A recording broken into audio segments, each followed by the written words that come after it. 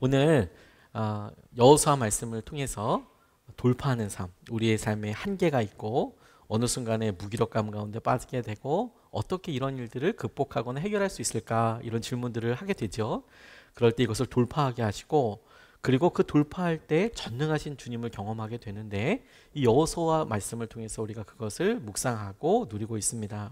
오늘은 7번째 시간으로 지난번 여리고성 전투에 이어서 이제 아이성 전투 이어지게 되는 그 사이 즈음에 아간이라는 한 사람을 통해서 드러나게 되는 죄의 모습, 본질적인 모습을 우리가 같이 묵상해 보고, 우리의 삶에서 아간과도 같은 역할과 혹은 모습들을 함께 살펴보고 주님의 마음으로 비춰보면서 우리가 회개하고 주님이 주신 도전을 붙잡고 싶습니다.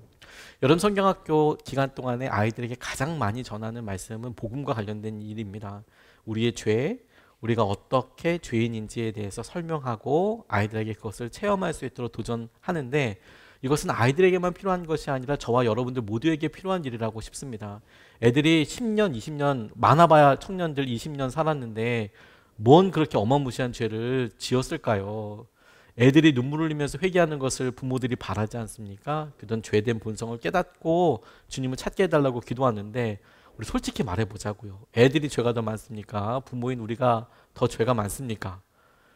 애들이 많아요? 애들이 막 떠들고 그러는 거 보니까 내가 당하는 기분을 생각해보면 애들이 훨씬 많다고 생각할 수 있지만, 정말 양심적으로 여러분, 우리 하나님 보시기에 하면 정말 이 여름에 복음을 꼭 붙잡고 의지해야 될 사람은 애들이 아니고 사실 우리들이에요. 그런 의미에서 오늘 여름 성경학교 이 기간에 하나님께서 아간의 말씀을 통해 우리에게 당신의 마음을 꼭 전해주고 싶다라고 저는 말씀을 묵상하면서 그렇게 준비하게 됐습니다. 모르실 수 없어요. 하나님께서 우리의 죄를, 우리의 상황을 모르실 수 없습니다. 그런데 우리는 계속해서 그것을 어떻게든 숨기며 살아가려고 하지요. 오늘 교도소에 한 청년이 들어왔는데, 교도관이 여러 그 수감생들 보다 보니까 그 청년이 참 되게 성실하고 착한 면이 있다는 것을 알게 됐답니다. 그래서 이제 교제도 하다 보니까, 그래, 이렇게 어려운 시기를 인생에서 맞게 됐는데 실수와 잘못으로 인해서 이런 일을 되게 됐지만 이 기간을 통해서 좀 다시 변화됐으면 좋겠다, 도와줄 수 있는 부분이 있는지 살펴보다 보니까 마침 이 청년이 글을 모르더래요. 그래, 이 수감 기간 동안에 글이라도 배워서 좀 제대로 생활을 좀 해봐라, 그런 의미에서 글을 알려줬답니다. 그리고 헤어지는 날 다시는 연약함에 빠지지 말고 죄 짓지 말고 좀 떳떳하게 잘 살아봐라, 배운 것 가지고 글도 읽을 줄 알게 됐으니까 이렇게 해봐라. 또 얼마 있다가 다시 교도소에 들어왔대요. 근데 죄명이 뭐였냐면 공문서 위조. 열심히 이제 글을 배우고 나가서 보니까 공문서를 이제 위조해서 다시 들어오게 됐다라는 유머처럼 그런 이야기가 있더라고요. 죄에 대한 우리의 본성이라고 싶어요. 우리가 어떤 능력이 없어서 죄를 못 짓는다고 하지요. 근데 그 능력이 있으면 죄를 안 짓을 것 같지만, 글쎄요, 정말 그럴 수 있을까요? 차라리 죄라는 관점에서 보면 우리에게 능력이 없기 때문에 우리가 보호되는 영역들이 더 많을 수도 있습니다. 우리가 사회 지도층에서 일어나는 몇몇 뉴스에 크게 화제되는 그런 지탄받을 만한 일들을 보면서 어떻게 그럴 수 있을까라고 생각도 하지만, 내심 어떤 면에서는 우리에게 만약에 저런 힘이 있었다면 그러면 우리는 괜찮을까라는 것에 대해서 우리는 잘 질문해보지 않으려고 하는 것 같아요. 전쟁이 일어나면 사회적인 약자들이 말할 수 없는 고통을 겪게 되는데, 우리나라에서도 그런 것과 관련된 아주 안타까운 모습들 중에 죄를 생각해 볼 수 있는 한 사건과 용어가 있습니다. 환향여라는 것을 들어보셨을 거예요. 여성들을 비하해서 하는 욕도 있지요. 그런데 이 환향여라는 것은 병자호란, 정묘호란, 전쟁을 배경으로 하고 있습니다. 전쟁은 원치 않은 일들이 너무도 많이 일어나게 되고, 주로 그 피해자는 여성, 노인과 아이들은 아예 역사에 기록도 안 됩니다. 거의 전쟁 나면 제일 먼저 죽음을 맞게 되는 사람들 영역들이 되겠지요. 근데 여성들이 자기들의 의사와 전혀 상관없이 거의 붙잡혀서 중국으로 끌려갔단 말입니다. 그리고 그 끌려간 사람들 중에서 꽤 많은 사람들이 돌아왔어요. 그런데 이 일을 생각해 봤을 때 남편도 어떻게 제재할 수 있는 방법이 없었고, 나라가 그랬기 때문에 여성들이 어떻게 본인의 선택으로 한 것은 아니겠죠. 병자호란 때, 정묘호란 때 거의 대부분 우리나라가 수탈당했기 때문에 거의 일방적으로 일어난 일이었습니다. 그런데도 이 여성들은 중국에서 사는 것보다 고향 땅 돌아와서 살면 좋겠다고 그렇게 간절히 소망하면서 고향으로 돌아왔지만 그 여성들을 환향, 고향으로 돌아왔다고 그렇게 돌아온 여성들이라고 불렀는데 그게 결코 좋은 말이 아니었습니다. 왜? 그 여성들이 고향을 떠나고 집을 강제로 떠나게 돼서 어떤 일을 겪었을지를 모르고 그것을 사람들의 시선과 판단, 선입견으로 이제 바라보는 거였거든요. 그래서 좋게 보지 않았습니다. 이게 굉장히 커다란 사회 문제였기 때문에 당시의 왕이었던 인조 대왕이 이와 같은 상황을 이제 본인의 국명을 국법으로 이제 선포 포고문을 내립니다. 이 돌아온 여성들을 홍제천, 홍은동에 있죠. 홍제천에서 씻으면 목욕을 하면 그러면 다 없는 것으로 해주겠다. 어떤 일이 있었건 어떤 삶을 겪었건 다 없게 해주겠다. 이렇게 이야기를 했고 실제로 그렇게 많이 그곳에서 목욕을 하는 여성들이 많았고 그 은혜를 인조 대왕의 은혜를 찬양하는 의미로 홍은동이 생겼다고 합니다. 부끄러운 역사이고 안타까운 역사이기도 하지만 본인의 과거 혹은 실수, 그 실수를 사람들이 바라보는 여러 편견과 시선들에 대해서 우리가 본능적으로 갖고 있는 모습이 드러나는 장면이라고 싶어요. 사람들에게 자신의 부끄러움을 보이지 않고 싶은 것이 우리의 본능이죠. 거의 본능적인 의미라고 합니다. 그것이 자의건 타의건 그렇습니다. 죄는 우리가 자의적으로 동의하거나 혹은 죄된 모습에서 미처 깨닫지 못했지만 나중에 내가 그랬었구나를 깨닫게 되는 영역들을 포함해서 이런 실수와 과거와 긴밀하게 관련되어 있고 부끄러움과 직접적으로 연결되어 있습니다. 이게 무슨 말인가 하면 아담이 처음 죄를 지었을 때 그가 선악을 알게 하는 나무의 실과를 먹고 나서 눈이 밝아져 자신이 부끄러운 모습을 하고 있다는 것을, 자신이 벗었다는 것을 알게 됐습니다.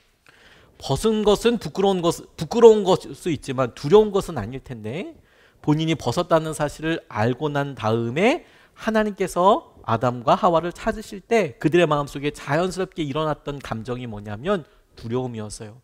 자신이 벗었고 이 벗었다라는 것을 알게 됐다라는 것을 두려워했습니다. 하나님을 만나기 어려워했어요. 죄는 두려움과 연결되어 있고 내 모습, 내 진짜 삶 혹은 내가 숨기려고 하는 것들, 굳이 알려주고 싶지 않은 것들을 부끄러워하는데 이 부끄러움이 다른 사람들에게 드러날까? 혹은 이것이 다른 사람들이 알아서 내가 다른 시선으로 보여지지 않을까라고 생각하는 두려움을 교묘하게 이용하는 것이 죄의 능력이에요. 우리의 마음속에도 그와 똑같은 일이 있습니다. 부끄러움이 드러날까 하는 두려움, 이게 드러난다면 내가 정상적으로 생활을 할 수 있을까? 내가 여전히 사랑받는 아내로, 남편으로 혹은 사랑받고 존경받는 부모로서 혹은 자녀로서 그렇게 살 수 있을까? 고민하게 되죠. 사단은 그 두려움을 교묘하게 이용합니다. 죄의 모습이 부끄럽지 않다는 것도 아니고 그런 모습을 숨기고 싶다라는 본성을, 우리의 본질적인 마음을 외면하고 싶은 것도 아닙니다. 다만 우리가 이 죄, 우리의 과거 모습을 정말로 해결하고자 한다면 이걸 그냥 애써 모른 척하고 지내서 없어질 것이 아니고 정말 해결하고자 한다면 말씀은 그것에 대한 아주 명확하고 분명하고 절대적인 기준을 우리에게 알려주고 있어요. 이 두려움에서 죄로부터 벗어날 수 있는 방법으로 그걸 잊고 사는 것도 아니고 모른 척하는 것도 아니고 그걸 정말로 해결할 수 있는 존재적이고 본질적인 해답을 이야기하고 있습니다. 선명한 주님의 십자가가 바로 그것이 되겠죠. 그리고 이 아간이 바로 그와 같은 우리의 삶을 보여주게 되는 거울이 되고 질문할 수 있는 질문이 되고 그리고 우리가 우리 삶을 깨닫게 되고 도전하게 되는 계기가 될 수 있겠다고 싶어요. 오늘 본문 말씀 아간을 통해서 우리가 첫 번째로 질문해보고 싶은 것은, 저와 여러분 함께 질문해보고 싶은 것은 하나님께서, 주님께서 모르실 거라고 생각할 수 있을까요? 모르실 거라고 생각할 수 있을까요? 저는 이것 자체가 우리에게 굉장히 중요한 질문이라고 생각합니다. 주님께서 모르신다, 주님께서 아신다, 이것에 대해서 신학적인 아냐 모르냐 그 사실을 우리는 알고 있느냐가 아니라 우리의 삶을 현실적으로 뚝 쪼개놓고 봤을 때 주님께서 모르실 거라고 생각할 수 있을까? 그리고 여러분, 우리가 어떤 대답을 거기에 대해서 하든 주님은 정말 모르실까요? 그 일을? 아시는데 우리는 역시 모르는 것처럼 주님이 행동하시는 것을 어떻게 우리가 그것을 용인하고 어떻게 그렇게 살 수 있을까? 이런 질문을 계속 우리에게 던질 수밖에 없겠죠. 모르신다고 생각할 수 있을까 어떻게? 아간은 그렇게 했다는 거 아닙니까? 아간의 모습을 보면 우리는 다른가라고 질문할 수 있는 거죠. 주님은 다 아십니다라고 우리가 고백을 하면서도 그런데 실제 우리 삶은 주님이 모르신다고 생각하는 것처럼 그렇게 행동을 하지요. 이게 우리의 딜레마입니다. 오늘 본문 1절 말씀을 보면 이렇게 나와 있어요. 이스라엘의 자손이 전멸시켜서 주님께 바쳐야 할 물건을 잘못 다루었다. 유다 지파에서 세라의 증손이요 삽디의 손자요 갈미의 아들인 아간이 전멸시켜서 주님께 바쳐야 할 물건을 가져갔기 때문에 주님께서 이스라엘 자손들에게 진노하셨다라고 이 사건의 배경을 이야기하고 있습니다. 6장에 여리고성을 점령했고 그것을 점령하면서 하나님께서 헤렘이라고 말씀하셔서 전멸해라, 진멸시켜라 라고 말씀했습니다. 지난주 말씀 때도 설명드렸지만 하나님께서 가나안 땅, 약속의 땅 들어서 첫 번째 만났던 이 여리고성의 모든 것을 다 하나님께 드리기를 원하셨고 그 가장 기본적인 영적인 이유 중에 하나가 뭐냐면 너희들이 떡과 먹을 것, 돈과 탐욕으로 이것을 하는 것이 아니라 하나님의 뜻과 하나님의 계획대로 이거 다 바치고 살아라. 그게 영향력에서 벗어날 수 있는 방법이다. 이렇게 우리가 도전하고 적용을 했었더랬습니다. 그런데 그 중에 한 사람이 자기가 몰래 갖고 있었다라는 거 아니에요. 다 하나님께 바쳐라. 이건 탐욕으로 너희들의 소유와 목적을 위해서 다른 사람들 함부로 죽일 수 있는 거 아니다. 하나님의 뜻과 계획 가운데 있음을 너희들 스스로가 계속해서 도전하고 분명한 진리 위에 확증해라 라는 사건이었는데도 막상 눈에 띄는 걸 보니 금덩어리, 은덩어리, 신할산 출신의 신할산 외투라고 나와 있는데 신할에서 만들어진 그런 외투를 보고 나니 그냥 뿅 같다는 거 아닙니까? 그걸 숨겨놨다는 건 아닙니까? 그걸 하나님께서 아셨다라는 거예요. 그걸 모를 거라고 생각할 수 있었다라는 것 자체가 참 진짜 안타까운 일이죠. 죄에 대해서 우리가 일반적으로 보이는 반응이 딱 그렇습니다. 모를 거라고 생각하거나 모르면 괜찮다고 생각을 하는 거죠. 모를 거라고 생각하거나 아무도 모르면 되는 거라고 생각을 해서 적어도 현재의 삶에 영향력이 없으면 괜찮다고 생각을 해요. 지금 당장 영향이 없으면 내가 이런 실수를 해도 드러나진 않을 거야. 혹은 드러난다고 하더라도 최대한 줄일 수 있을 거야. 이렇게 생각을 하죠. 그래서 때를 따라서는 이 비밀이 그냥 비밀로 유지되기 위해서 보다 적극적이고 구체적인 개입을 하기도 합니다. 적극적인 행동 그리고 또 다른 속임수 거짓말을 하기도 합니다. 그래서 점점 이것이 견고해지고 커지게 되는 경우들이 있죠. 아간의 모습을 한번 생각해 보십시오. 뒤에 가면 다시 한번 묘사가 나오겠지만 당시에 사람들이 텐트, 장막에서 살지 않았습니까? 그런데 어디다 숨겨놔요? 그걸 자기 텐트, 장막의 바닥에 땅을 파고 숨겨놨대요. 여리고성에서 아이성까지 몇 번 이동을 했는지는 모르겠습니다만 성경에 나와 있지 않으니까 그래도 적어도 며칠이 지나고 며칠이 지날 때마다 텐트를 쳤다가 다시 폈다가 쳤다가 걷었다가 이렇게 하면서 이동하지 않았겠습니까? 근데 여러분 그때마다 아간이 뭐 했다고요? 땅 팠다고요. 그때마다 땅 팠다고요. 제일 먼저 땅 팠다고요. 숨길 것이 있어서 그렇게 살았다고요. 그래서 적극적인 행동이 또 다른 행동으로 이어지고 첫 번째는 단순한 호기심과 뭐 그럴 수 있다고 생각하는 많이 봐준다고 하더라도 그 다음부터는 오히려 더 적극적인 행동이 돼서 또 땅 파고 땅 파보니 이거 걸릴까 싶으니까 거기에 장치가 추가되고 어떻게 하면 좋을지 보다도 편리한 방법들이 되고 고안들이 점점 이어지게 되겠죠. 근데 여러분 평생 숨기고 살 수 있을까요? 이거 할 수 있을까요? 오늘 아간의 죄가 바로 그 부분을 언급하고 있는 거예요. 아무도 모르게 숨겨놓으면 될까? 숨길 수 있다, 뭐 모르게 할 수 있다라는 생각 자체가 이미 죄의 왜곡된 생각이에요. 아 그래 계속 모르게 살 수 있을 거야. 내가 이렇게 하는 행동은 아내가 절대로 모를 거야. 남편은 모를 거야. 우리 애들은 모를 거야 라고 생각을 하지요. 그게 이미 죄에 전염됐다라는 거예요. 죄는 그렇게 이야기합니다. 그럴 리가 있습니까? 사람이 같이 살고 같이 여러 분위기를 혹은 말과 행동을 주고받는데 그게 이미 그렇게 되겠습니까? 그럴 수는 없는 거예요. 주님은 다 알고 계시죠. 다만 우리도 주님께서 주님까지도 속일 수 있다고 우리가 생각하거나 주님이 아무 말씀 안 하고 계시니까 그게 애써 외면하고 있는 거라고 볼 수밖에 없는 겁니다. 이것을 다른 측면으로 볼 수 있는, 똑같은 주제를 다른 측면으로 볼 수 있는 사건 하나가 신약에서도 나오는데요. 아나니아와 삽비라 사건이 그와 같다고 저는 생각하게 됐어요. 아간이 숨긴 거 숨겼지, 자기가 전쟁에서. 그런데 이걸 똑같은 영적으로 살펴볼 수 있는 신약의 사건이 아나니아와 삽비라 사건인데, 당시 초대교회가 자신의 모든 소유를 다 팔아서 가난한 사람들과 나눠 썼습니다. 너무 귀한 일이었죠. 선한 일이었습니다. 아나니아와 삽비라도 그와 같은 일을 실행합니다. 칭찬받아 마땅할 만한 선한 일이었다고 저는 생각을 합니다. 왜냐하면 여러분, 자기의 것을 실제로 그렇게 팔아서 재산화시켜서 동산으로 만들어서 정말 힘든 사람에게 나눠준다는 생각을 했다는 것 자체만으로도 저는 칭찬받아 마땅하다고 생각이 들어요.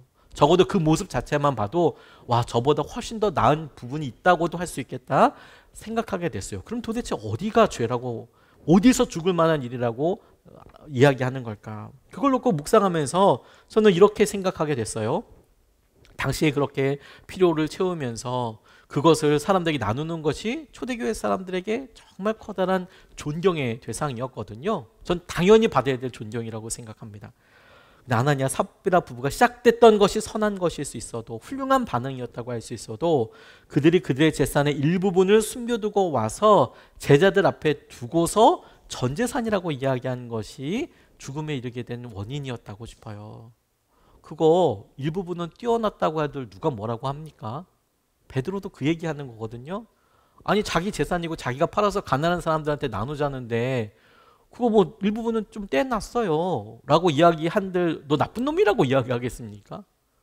그런데 자기 거 전부 다라고 이야기하는 것에 대해서 하나님께서 지적하고 계시는 거예요. 선한 일과 선한 일처럼 보이는 일에도 우리가 마음속으로 너 그거 처음서부터 네 건데 네 마음대로 그걸 할 수도 없더냐 라고 이야기하는 것이 하나님께서 거룩하고 정결한 공동체, 당시 초대교회가 갖고 있었던 이 거룩하고 온전한 공동체, 하나 되는 공동체를 지키기 위해서 가짜와 거짓이 조금이라도 드는 것을 원치 않으셨어요. 처음부터 일부분이라고 이야기해도 저는 충분히 이해가 됐을 것 같고, 근데 그렇게 이거 일부분 아닙니다, 내 전부입니다라고 이야기하는 순간 본인이 주님이 아신다는 것을 명확히 알았는지 몰랐는지는 모르겠지만 적어도 그 순간에는 모르실 수도 있다라고 생각한 거예요. 넘어갈 수 있다고 생각한 거예요. 적어도 제자들과 그 앞에 있는 사람들은 확인할 수 있는 방법이 없겠죠. 근데 여러분 생각해 보세요. 그 공동체에서 평생 살면서 자기들 전부 다 나눴다고 이야기하는데 집에 놔둔 뭐 금 두꺼비, 금 항아리, 마치 예전에 굉장히 유명했던 영화인 반지의 제왕처럼 절대 반지 딱 끼고 아무한테도 보이지 않고 내 보물이야 이러고 혼자서만 좋아하는 것처럼 집에 금두꺼비 갖다 놓고 와 진짜 비싼 거야, 이게 내 나중에 노후를 다 지켜줄 거야 라고 생각하지만 주위에 혹은 자기를 잘 아는 사람이 누가 봐도 제일 먼저 땅 파고 숨겨야 될 건 뭐요? 그것부터 숨겨야 되잖아요. 그렇게 가리고 숨길 수 있다는 것 자체가 죄와 여러 상황들 가운데 노출되는 거죠. 저 성도님들과 함께 교제하다가 이런 안타까운 경우들을 정말 많이 봤어요. 제일 마음이 안타까운 경우, 간절히 기도하게 되는 경우들이 어떤 때냐면 부부 사이에 있는 일들입니다. 이런 일들은 와서 기도 제목을 나눠주고 알려주기 전에는 잘 몰라요. 그리고 안다고 하더라도 함부로 이야기를 건넬 수가 없습니다. 그러니까 알면서 기도를 하고 있는 영역들도 있지만 본인들이 목사님 이런 부분들 기도해 주십시오, 그건 어떻게 할까요? 라고 한다면 아주 적극적으로 같이 기도해 드릴 수 있고, 그리고 원하신다면 더 깊이 개입해 드릴 수도 있는 여지들이 많이 있어요. 그래서 간절히 기도하죠. 그런데 그렇게 기도하고 이렇게 하다가 어느 순간 이게 부부 사이에 있는 일 아닙니까? 안방에서 있는 일 아닙니까? 집에서 있는 일 아닙니까? 집에 그렇게 둘 사이에 있는 어려움과 비밀과 아픔과 상처들이 있을 수 있는데 이것을 드러내지 않고 땅 파서 거기다 고이고 숨겨놓고 다른 사람들한테 안 걸리는 삶을 살지 않습니까? 그러면 그 다음에 어떻게 되냐면 이거 드러내지 않으면 제가 여러 번 안타깝게 기도도 하고 보면서 충분히 이해도 가고 납득도 되지만 이분들이 결정적으로 하신 행동은 뭐냐면 교회를 옮기세요. 장막을 옮겨요. 그럼 뭐 할까요? 장막 옮겨서 또 땅 파요. 거기다 그 문제를 다 때려 넣어놔요. 그리고 아무도 모를 줄도 숨겨놔요. 그래서 적당히 시간이 지난 다음에 그게 이제 솔솔 냄새가 나면서 이제 알아요. 여전히 그 가운데 어려움이 있고 문제가 있죠. 그렇죠. 걸렸죠. 그럼 어떻게 할까요? 또 옮겨요. 그리고 또 땅 파요. 그리고 거기다 또 그거 부부 문제 숨겨놔요.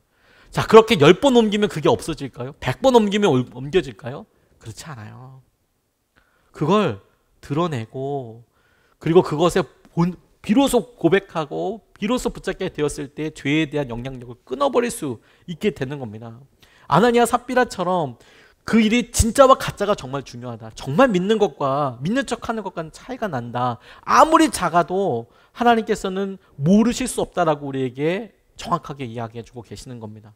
아간이 그와 같아요. 60만 명이어도 하나님께서 그 중에 누구인지 알고 계신다라는 겁니다. 모르실 수 있다라고 생각하는 것 자체가 불가능한 거예요. 그런데 여러분, 그럼에도 불구하고 하나님께서 기다려 주셔요. 이게 두 번째 주님께서 아간을 통해서 우리에게 하시는 말씀이라고 싶어요. 주님께서 처음부터 어느 사람이 그것을 남겼다, 자신의 것으로 가져갔다는 것을 알고 계셨죠. 그런데 그것을 밝히지 않으셨습니다. 아간이 아간, 저기 어디 제발 걔야 찍지 않으시고 제비를 뽑게 하셨어요. 그게 두 번째입니다. 끝까지 주님은 기회를 주세요. 끝까지 기회를 주세요. 그게 구약과 신약의 공의가 강조되는 구약에서도 저는 하나님께서 우리에게 주시는 도전이라고 싶어요. 하나님은 끝까지 우리에게 스스로 그것을 돌이킬 수 있는 기회를 주십니다. 끝까지 기회를 주십니다.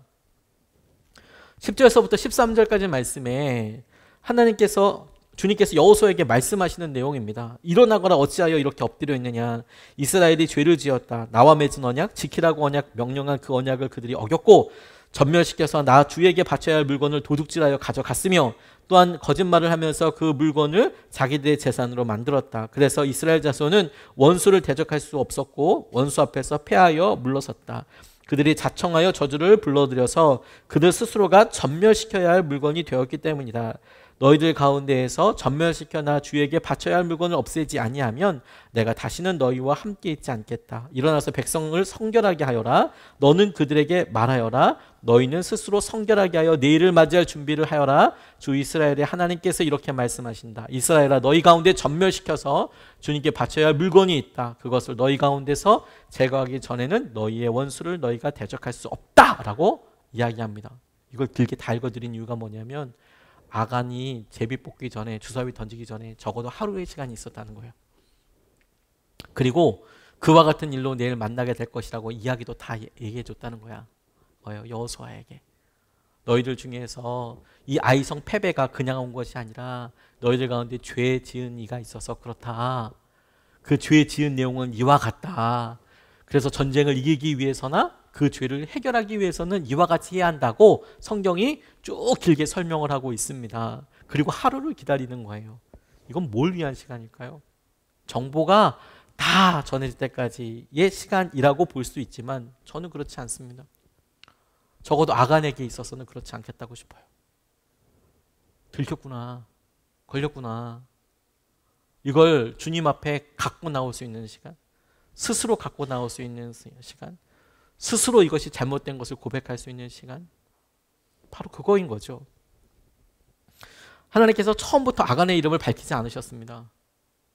하지만 이 주사위를 던지는 과정과 제비를 뽑는다고도 하는데 뽑혔을 때 과정을 보면 마치 아간을 딱 찍어놓고 빗으로 이렇게 딱 집어놓고 아간 집어놓고 그리로 알게 하시는 것처럼 그게 다가가지 않습니까? 하나님께서 여호수아에게 바로 아간 그 집에 가서 땅 파봐라 거기 있다 이렇게 이야기하지 않으셨어요. 왜요? 아간에게는 그야말로 기회와 마지막 시간들이 주어지는 거죠. 저 사실 무슨 뽑기 같은 거 하면 욕심이 많아서 기대감이 충만합니다. 행운권 추첨 이런 거 있잖아요. 저희 교회에서는 행운권 추첨 별로 하지 않지만 이유는 제가 잘 되지 않기 때문입니다. 이건 농담이에요. 네. 저 어디 이렇게 교육자 수련회 가면 이렇게 목사님들 건강을 위해서 자전거도 몇 개 이렇게 후원 받아가지고 놔두고 김치 냉장고는 어디서 갖고 왔는지 모르겠지만 이런 것도 있고 그러면 주님 기도도 해요. 하지만 목사님들 다 기도하시잖아요. 제가 영빨이 좀 밀리는지 잘 안 돼요. 한 번은 자전거 너무 좋아 보이더라고요. 운동도 안 할 거면서 있으면 좋을 것 같은 자전거가 있길래 저거 진짜 되면 좋겠다. 주님 제가 저 자전거 되면 운동 진짜 열심히 하겠습니다. 제가 저걸로 어디든 다 다니고 그렇게 해볼 마음은 있습니다. 주님의 뜻이라고 생각하고 순종하겠습니다. 당연히 되진 않았죠. 그래서 운동도 주님 뜻이 아닌 거구나 이런 생각을 해보기도 하지만 집사람한테 맨날 혼나죠. 잘 안 돼요. 전 뭐 이렇게 행운권을 뽑아보면 뭐 하다못해 휴지 패키지도 잘 안 돼요. 왜 그런지 잘 모르겠어요. 그렇다고 뭐 운명이다, 뭐 운이 나쁘다 이렇게 얘기하고 싶지 않습니다. 아무튼 잘 안 돼요. 근데도 제 마음속에 어떤 기대감이 있냐면 그 쪼가리가 뭐라고, 그 번호 그게 뭐라고, 그 끝까지 기다려서 앉아가지고 조자 앉아 기다려서 다른 대범하신 분들은 다 주고 가거나 혹은 정말 호탕하게 내 몫을 너한테 맡긴다고 그렇게 넘기고 가지만 저는 그걸 또 붙잡고 앉아가지고 마지막 순간까지 번호가 몇 번인가 이러고 있는 거예요. 안 돼요. 근데 달 때 그 뽑을 때 어떤 마음인지 아세요? 될 것 같아요. 내가 맨날 속으면서 맨날 그래요. 될 것 같아요. 될 것 같아요. 근데 이게 거꾸로도 마찬가지입니다. 어떤 게 거꾸로는 거냐면 이제 죄 지은 사람을 거르는 거 아닙니까? 이 주사위를 던진다, 제비를 뽑는다는 게 뭐냐면 내가 걸릴까? 여러분 점심 때 무슨 뭐 커피 내기 할 때 사다리도 한번 타면 내가 과연 될까? 당첨이 될까? 쉽지만 걸리잖아요. 될까 말까 이렇게 막 이런 부분들 4번 정도 뽑았어요. 첫 번째는 12지파 중에 어떤 지파인지 제비 뽑았습니다. 주사위를 던졌어요. 그 중에서 이제 4대로 이어지게 되거든요. 이스라엘 백성들이 400년 동안 살면서 몇 대로 이어지게 되니까 처음에는 이 12명의 지파, 곧 이스라엘, 야곱의 아들들이 이름이 지파가 됐는데 이 아들들이 또 여럿 있을 거 아니에요? 그래서 종족이라고 불렀어요. 족속 이렇게 불렀습니다. 그래서 뭐 고라 자손 무슨 자손 이렇게 있는 게 또 이렇게 나아집니다. 그러면 또 그 다음 때에서 또 자손들 쫙 있겠죠? 그래서 이게 가족으로 또 됐어요. 그리고 그 가족들까지 이어지고 나니까 이제 남자들이 또 이렇게 나오는 거예요. 그래서 총 4번 정도 주사위를 던졌습니다.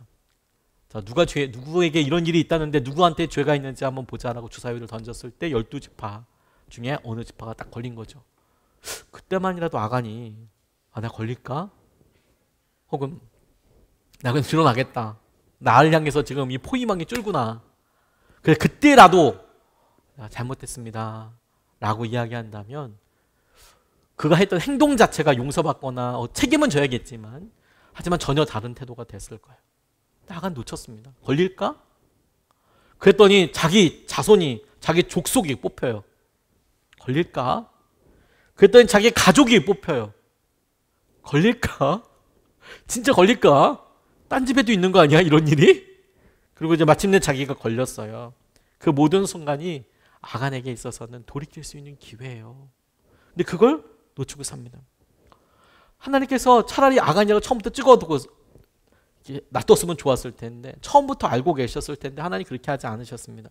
여호수아에게 바로 알려주지 않고 이 일을 통해서 이스라엘 백성 모두가 순종할 수 있는 기회로 삼으셨을 뿐만 아니라 아간에게는 그 기회들마다 돌이킬 수 있는 기회가 되는 거예요.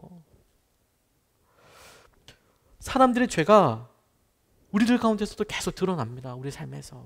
저는 그걸 주의 깊게 봐야 한다고 싶어요. 신문이나 여러 안타까운 가정들의 이야기가 들려옵니다. 최근에도 뭐 보면 최근에 코인 관련돼서 좀 되긴 했습니다만 코인 실패하고 나서 뭐 극단적인 여러 일들 상황들 보면서 뭐 눈물 흘릴 만큼 마음 아픈 일이 너무너무 많죠. 그리고 어떻게 그렇게 극단적인 일을 했을까? 애는 무슨 죄가 있나? 이런 일을 해보면서 여러분 생각해보면서 우리 마음은 편하더냐 주님이 물으시는 거죠. 마치 아간에게 포위망을 좁혀오듯이 우리에게 신문지상과 여러 매스미디어를 통해서 소문과 소식들을 전하게 때 순간 우리의 마음속에 훅 찔리는 일이 있다면 훅 그 일이 나도 그와 같은 일이 있다면 그러면 지혜로운 사람은 그러면 하나님께서 붙잡고 계시고 계속해서 우리에게 도전한다고 생각하는 사람은 알아차려야 하는 거예요. 지금이 돌이켜야 되는 시기인 거구나. 지금이 이걸 하나님께로 갖고 나와야 되는 거구나. 근데 그것을 내가 걸리겠어. 본인이 그런 죄와 어려움들이 있으니까 다른 사람들도 다 그렇지라고 생각을 하지요. 여러분 죄가 드러나서 마음의 병을 앓는 사람은 의외로 많지 않습니다. 내 과거 그 죄가 드러나서 그것 때문에 수치스러운 과정도 분명히 있고 책임을 져야 되는 부분도 있지만 그런 과정에서 마음의 병을 앓는 사람은 거의 없어요. 저는 그런 사람 거의 못 봤습니다. 언제 마음의 병, 언제 아픔이 많은 줄 아세요? 그거 끝까지 안 드러나게 하려고 두려워 떨고 막 이러던 사람들 중에서 마음의 병이 많이 와요. 그 죄를 어떻게든 숨겨보려고 하는 사람들이 병 걸리고 막 그러지. 그걸 오픈해서 내가 이것이 잘못했다고 이야기하는 사람들은 오히려 건강하게 주님을 만날 수 있습니다. 하나님께서 우리에게 주목하게 하시는 것이, 도전하게 하시는 것이 그거라고 싶은 거예요. 그래서 오늘 설교 제목처럼 아이 결혼은 빡 써놓은 것처럼 모르실 수가 없어요, 주님이. 세 번째 우리가 붙잡고 새기고 싶은 것이 바로 그것입니다. 모르실 수 없다고요, 하나님께서. 그럴 가능성 자체가 없다고요. 그러니까 가능성도 없으니까 그렇게 생각도 하지 마시라고. 하나님께서 알고 계시고 기다리고 계실 뿐 모르실 수 없습니다. 우리의 바람과 다르게. 다시 한번 여러분, 우리가 우리 아이들에게 소원하는 일이 있다면, 영적인 수준으로 그만큼 되기를 간절히 원한다면 하나님도 우리에게 그거 이상으로 원하지 않으시겠습니까? 넌 괜찮은 거냐? 라고 이야기할 때 애들은 그렇게 여름에 한번 만나서 주님께 주신 은혜와 그게 계기가 되도록 하기를 원하지만 우리는 괜찮은 겁니까? 주님 모르실 수가 없어요. 20절과 21절 말씀에 이렇게 나와 있습니다. 아간이 여호수아에게 대답하였다. 제가 진실로 주 이스라엘의 하나님께 죄를 지었습니다. 제가 저지른 일을 말씀드리겠습니다. 제가 전리품 가운데서 신할에서 만든 아름다운 외투 한 벌과 은 200세겔과 50세겔 나가는 금덩이 하나를 보고 탐이 나서 가졌습니다. 보십시오. 그 물건들을 저의 장막 안 땅 속에 감추어 두었는데 은을 맨 밑에 두었습니다. 라고 나와 있어요. 다 알고 계셨죠? 근데 여러분 생각해 보십시오. 금이 예전에는 어떤 형태로 있었을까? 보통 금이 내려오는 유물 형태로 내려와 있는 걸 보면 어떤 특정한 인장에 찍혀 있거나 모습이 하고 있거나, 그렇죠? 금이 그냥 세겔 그러면 금덩어리가 이렇게 빡 있는 경우는 별로 없고요. 그걸로 주로 뭘 만들어요. 신할산 외투라고 나와 있는 신할에서 만든 그런 아름다운 외투 있지 않습니까? 딱 봐도 신할에서 만든 거라는 거 알잖아요. 그렇죠? 자, 아간이 여러분 그걸 여리고성 감당할 때 가졌어요. 그거 누구 앞에서 입을 수 있습니까? 여러분, 그거 누구 앞에서? 누구 좋으라고 그걸 입을 수 있겠어요? 이거 신할산에서 만든 거야. 뭐 아이성 점령한 다음에 할 수 있을 것 같아요? 바람은 그랬을 것 같아요. 바람은. 거기에 다 찍혀 있는데요. 은이든 금이든 어떤 형태로 있을 거 아니에요. 그러면 상식적으로 이건 여리고성에서 만든 거네. 다 알죠. 그걸 어디서 쓴다고 그래요? 그걸 어디서 쓴다고? 그냥 녹여서 이게 무슨 뭐 초콜릿처럼 무슨 녹여가지고 자기 모양으로 만들 수 있는 겁니까 그게? 그러면 대장장이한테는 가서 이거 사실 여리고성에서 있는 건데 너 이렇게 해가지고 너 20% 가져. 10개 중에 2개 네가 갖더라도 뭐 이렇게 또 뭐가 또 있어야 되는 거 아닙니까? 그거 절대 못 써요, 여러분. 근데 그걸 숨겨놓고 말씀드렸듯이 장막에 이동할 때마다 땅부터 파는 거예요, 계속 그냥. 그래서 우리가 사람들 만날 때마다 우리의 어리석음, 우리의 이 과거가 드러나지 않도록 이제 가릴 거 가리고, 이게 막 그 땅을 파는 거죠, 진짜 땅을 파는 거죠. 안 드러나기 위해서. 그래, 얼마나 힘들어요. 그러니까 얼마나 힘들어요. 아마 제가 그냥 상상을 해봤습니다. 아간이 그 집자리 얻을 때 제일 좋은 건 뭐냐면 적당히 넓고 땅 가운데 잘 빠지는 곳. 그리고 사람들 안 훔쳐갈 만한 곳. 아닙니까? 그리고 텐트 세우자마자 딴 사람들은 뭐 어쩌저쩌고 짐 어쩌저쩌 얘기하는데 이 아간이 가족들한테 얘기했는지 안 했는지 잘 모르겠어요. 지금 이 상황에서는. 그런데 여러분, 가족들도 모르게 뭐부터 해요? 땅부터 파요, 가운데. 그거 다 빵빵 파서 밤에 양초 켜놓고, 양초는 당시 없었으니까 불이라도 켜놓고 혼자 거울 보고 좋아했을까나요? 그거? 와, 신할산 외투. 와, 좋다. 와, 금 좋다. 그거 쓰지도 못할 것 가지고 그렇게 고생하면서 이구지구 사는 거예요. 주님이 모르실 수가 없어요. 우리에게 사단은 바로 이것을 교묘하게 이용합니다. 끊임없이 우리의 죄를 폭로하고 드러낼 때를 기다리고 있어요. 결정적인 순간을. 사탄은 결정적인 순간에 타이밍을 빡 잡고 있는 겁니다. 덮어주는 게 아니고요. 결정적인 순간에 드러나게 되는 거예요. 처음에 드러나면요, 창피하고 무안하고 책임을 지면 끝일 수 있어요. 책임을 질 수 있어요. 점점점 밀리잖아요. 그러면 책임을 질 수 없는 상황까지 다가와요. 그걸 아주 끔찍하게 책임을 져야 하는 겁니다. 팀 켈러 목사님의 인생 질문이라는 책에 보면 아서 밀러가 쓴 세일즈맨의 죽음이라는 책에 관련된 내용이 나옵니다. 이 세일즈맨의 죽음이 보험 사기죠. 일종의 아버지가 그 자동차 사고로 이렇게 꾸며가지고 이제 보험금 받는 얘기예요. 이 아서 밀러가 이 책을 썼을 때만 해도 이런 보험 사기 이런 사람이 별로 없었어요. 그때만 해도 어떻게 돈보다 생명이 더 중요해? 생명이 돈보다 훨씬 중요하지. 이게 너무 일반화되어 있었기 때문에 보험금 사기가 없었나 봐요.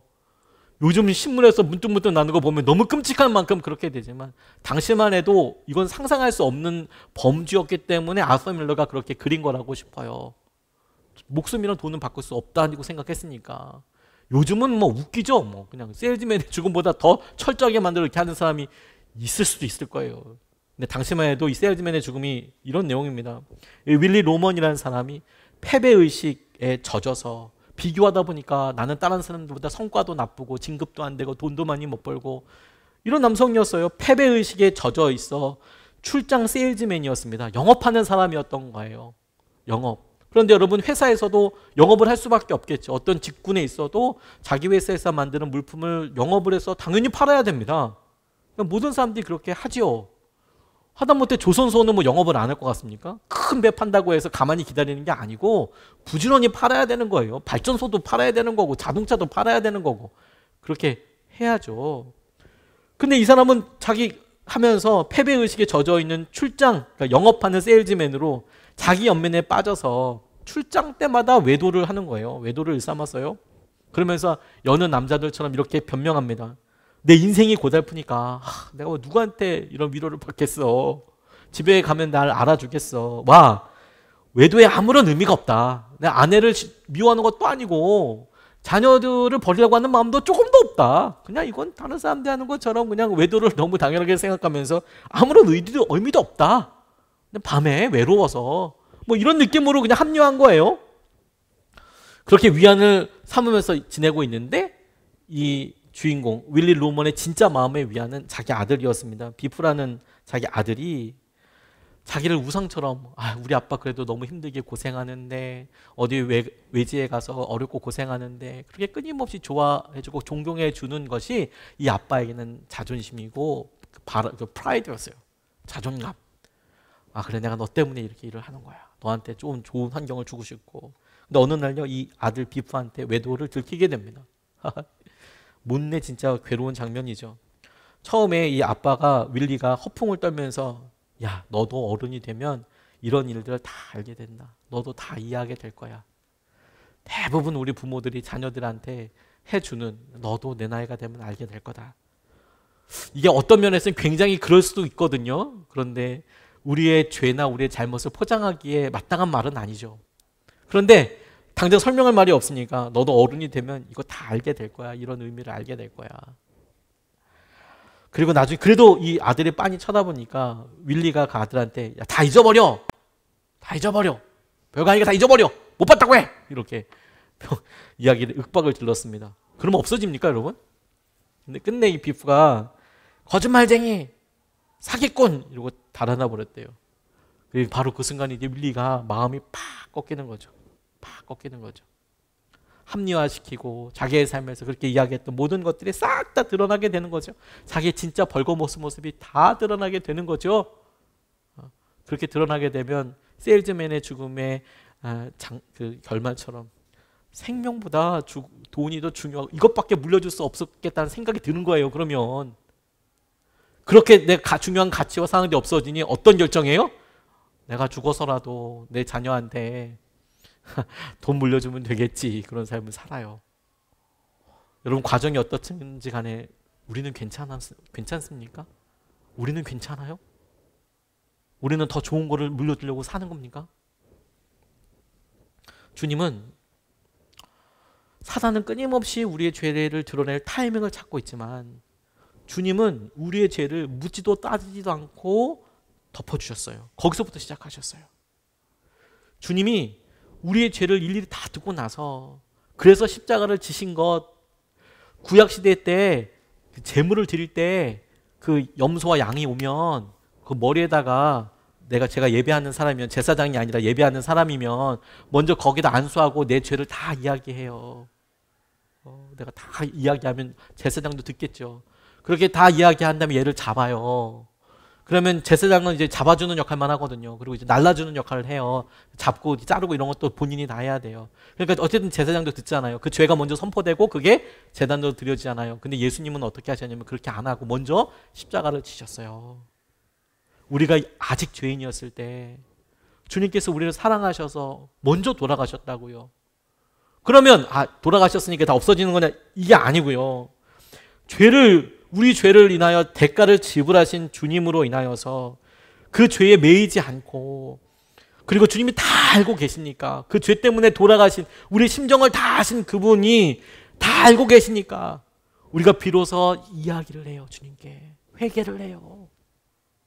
주님이 십자가를 지었기 때문에 회개를 안 해도 되는 게 아니고, 주님이 우리의 죄를 아셔서 우리가 심지어 고백을 안 했음에도 불구하고 아시기에 십자가로 대신 지셔서 지불하셨기에 우리가 감사하는 마음으로, 은혜로운 마음으로, 그리고 너무 죄송한 마음으로 주님 앞에 이야기를 해드려요. 잘못했다고 회개를 합니다. 그리고 십자가 앞에서 다시 결단을 해요. 다시는 그렇게 하지 않겠다고요. 죄는 카드빚과 같습니다. 처음에는 자기가 다 관리하는 것 같죠. 또 경제적인 활동에서 그렇게 하기도 하시죠. 근데 여러분, 이 죄는 자기가 감당할 수 없는 카드빚과 같은 거예요. 처음에는 한 달 넘겨서 어떻게 긁어서 그렇게 넘어갔죠. 그래서 그냥 자기가 할 수 있는 그런 월급 수준에서 이렇게 건강하게 하는 게 아니라 그 수준을 딱딱 넘어가요. 한도를 넘어간 카드빚과 똑같은 거예요. 그러니까 당장 한 달 살기 위해서 또 다른 걸 이렇게 또 끌어가지고 어떻게 또 해봐요. 또 어떻게 해봐요. 그래서 넘겨요. 그러면 어떻게 됩니까? 이게 정말 엄청 커지는 거죠.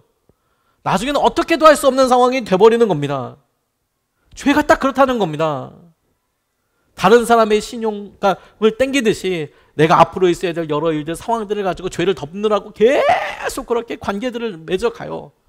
그러면 결국에는 어디서도 받아들여지지 않고 어떻게든 감춰질 수 없는 상황을 반드시 만나게 됩니다. 주님이 그걸 갚아주셨다는 거예요. 미리 주님이 그것을 다 지불하여 주셨다라는 거예요. 대속하셨다라고 이야기할 때 주님께서 대신 지불하여 주셨다, 다 갚아주셨다라는 거예요. 그러니까 아무것도 안 해도 된다는 게 아니라, 여러분, 그걸 갚아주셨으니 우리가 주님께서 허락하시고자, 우리가에게 주시고자 싶으셨던 자유함을 누리며 다시는 그런 삶을 살면 안 되죠. 고린도서 3장 17절 말씀에 주님은 영이십니다. 주님의 영이 계신 곳에는 자유가 있습니다. 주님은 영이셔서 모든 것을 다 알고 계세요. 알고 계시니까 더 이상 숨길 수도 없는 거죠. 그러니 자유할 수 있어요. 자유한다는 건 무슨 뭐냐면 앞으로 똑같이 그런 삶을 살아도 된다는 게 아니라 더 이상 숨기려고 하는 것에, 그것이 드러나는 것에 대한 두려움에 잡혀서 살 게 아니라 주님 앞에 내어드릴 수 있다는 거예요. 그래서 자유함을 누릴 수 있다는 거예요. 잘못됐다고 이야기할 수 있다는 거예요. 회개할 수 있다는 거예요. 그렇게 회개한 것을 통해서 다시는 그와 같은 일을 하지 않기 위해 결단할 수 있다는 겁니다. 교도소에 수감되는 것 중에서 재수감률이라는 게 있습니다. 다시 죄짓고 들어오는 거예요. 우리가 잘못했을 때 다른 사람들에 의해서 드러나서 발각되게 되죠. 자수도 있긴 하지만. 그래서 발각되게 되면 거기에 대한 마땅한 책임을 형량으로 치르게 됩니다. 그런데 여러분, 재수감률이 높다는 것 한 가지로 알 수 있는 게 뭔지 아세요? 다른 사람에 의해서 드러나게 되는 것이 별 힘이 없다는 거예요. 근데 여러분, 우리가 잠깐만 생각해 보십시오. 우리가 그냥 우리 속으로만 마음속으로 생각해 봐요. 저희가 여기까지 우리가 이 나이까지 살아오면서 자녀들에게나, 아니 부모님에게나, 혹은 배우자에게나 거짓말 한 번도 안 한 사람이 혹 있겠습니까? 이러니까 제 죄를 고백하는 것 같네요, 진짜. 있을 수 있겠죠. 그런데 스스로가 너무 괴롭고 힘들어서 잘못했다고 이야기하고 다시는 안 하겠다고 결단한 것이 지금 우리를 안전한 삶을 살게 하는 거잖아요. 그러니까 자발적으로 결정하고 결심한 것만 남아요. 사람들에게 드러나는 것은 반드시 또 넘어지게 되어 있습니다. 정말 그걸 끊어내는 역할이 힘이 있는 게 아니에요. 주님께서 우리에게 주시고자 하시는 것은 그거예요. 모르실 수 없다. 그러니까 그거 숨기려고 에너지 쓰고 그렇게 살지 말고 주님을 의지하고 주님께 내어놓아서 자유함을 누리며 살아라. 김회곤 목사님이라는 분이 알고 있는 어느 기업인 중에 한 분이 상무였답니다. 회계 관련 담당을 하시는 분인데 대기업 비자금을 담당하셨대요. 그런데 이분이 17년 동안 그 비자금을 관리하셨는데 굴지의 대기업이었는데요. 생애 대부분을 인터폴에 지명 수배당해서 도망 다니셨대요. 비자금이라는 것이 검은 돈이지 않습니까? 주주들에게 혹은 나라에 귀속시켜야 될 돈이에요. 근데 본인이 그걸 관리하는 것을 맡았을 때만 하더라도 본인이 그 직장을 다니고 있었고 거기에 상무였으니까 그 돈을 직접 만들진 않았을 거고 뭐 거기까지는 뭐 책임이 있다 없다 충분히 얘기해 볼 수 있는 여지가 있다고 싶어요. 회사에서 혹은 회장이 그렇게 해서 만들 수 있잖아요. 근데 문제는 뭐냐면 17년 동안이나 그걸 들고 도망 다닌 거예요. 그건 누가 뭐라고 해도 아니잖아요. 다 드러났고 그래서 결과를 책임을 져야 되면 그럼 본인이 그걸 뭐 귀속시키든 뭐 주주들한테 돌려주든 이렇게 해야 되는데 왜 그걸 잘 가지고 17년 동안이나 도망 다녀요? 그 책임을 지는데요. 이게 부당하게 생성된 돈임을 알고도 자수하지 않고 인터폴 수배되면서 다니다 보니까 이 알래스카까지 캐나다 근처에 추운 저까지 에스키모 사는 데까지 도망 다녔대요.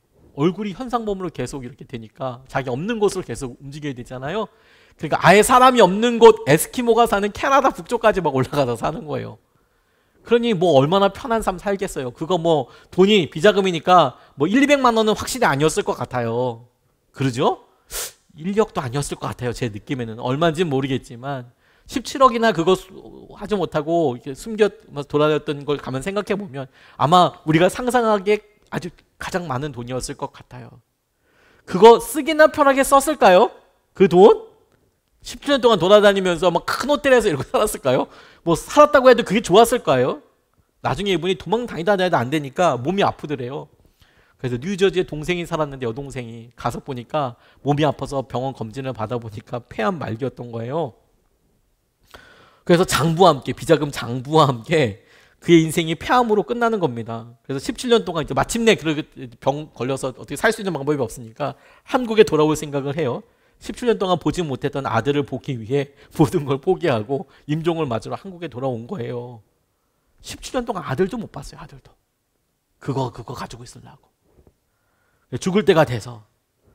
그래서 죽음을 불사하고 한국에 들어와서 결국에 아들 품에 죽었어요. 이게 여러분 이 인생이 바로 하나님 앞에서 죄 문제가 해결되지 않은 사람의 전형적인 인생입니다. 전형적인 인생이에요. 숨길 수 없다니까요.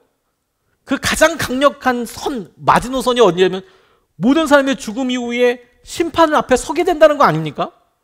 잘 걸려서 죽을 때까지 좋은 아빠로 엄마로 죽을 수 있어요. 그래도 그럴 수 있을 것 같아요. 어쩌다가 죽을 때 그게 가능할지 모르겠지만 그게 생각 안 날지 모르겠지만 하나님 앞에 가서 어떻게 여러분 그 판단 어떻게 감당하시려고 그래요? 사단은 여러분 우리가 회개하지 않고 죽을 때 우리는 안 걸렸다 이렇게 좋아할 수 있지만 사단은 성공이다 이럴 수 있어요. 우리는 죄가 안 걸려서 안 걸렸어. 성공한 삶이야. 이러고 눈을 감는 순간에 사단은 너무 좋아하는 거예요. 진짜 좋아하는 거죠. 가론 유다가 스스로 목숨을 끊었을 때 사단은 너무 좋아했을 거예요. 그렇게 끝나버렸으니까. 자유함을 누린다는 것은 오늘 우리 앞에 나와 있는 주님의 말씀을 붙잡는 겁니다. 제가 신방했던 어떤 분 중에서 제 마음에 너무 기억에 남는 분 한 분이 계시는데 이분이 이제 은행 관련된 일을 하는데 은행에도 여러 뭐 매매 파트도 있고 매수 파트도 있고 뭐 다양한 파트가 있는데 이분은 주로 이제 뭐 여러 물품들을 이렇게 사는 쪽이었어요. 그게 핵심 보직이라면서요. 이분이 돈을 많이 버셨어요. 근데 별로 좋은 돈이 아니었습니다.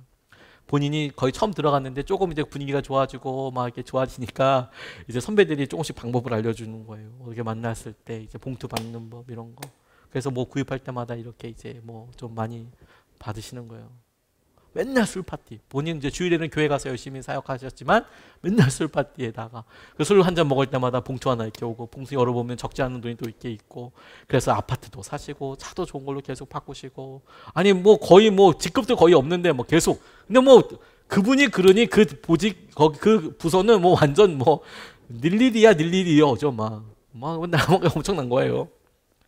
시간이 지나서 걸렸어요. 다른 선배들은 전부 다 현금으로 받았는데 이분은 계좌이체를 하셨어요. 세상에. 상식도 없으셨나 봐. 계좌이체를 받으셨어요. 그러니까 증거가 남았죠. 그래서 그거 몇 배 다 토해내고 그분만 잘렸어요. 책임지고. 그리고 교도소에도 갔다 오셨어요. 근데 이분이 신방할 때 그런 이야기를 자세하게 다 밝히시더라고요. 본인이. 제가 물어본 게 아니라 본인 얘기는 이루셨어요. 자기가 출근할 때마다 너무 죽고 싶었다고. 여의도의 본사에게 출근하는데 좋은 차도 타고 차도 바꾸고 집도 막 아파트도 막 하고 막 다 좋은 거 다 잘 가고 있는데 너무 죽을 것 같이 힘들었다는 거예요. 아침에 출근할 때마다 자기가 그런 삶을 살고 있는데 죽을 만큼 힘들었다는 거예요.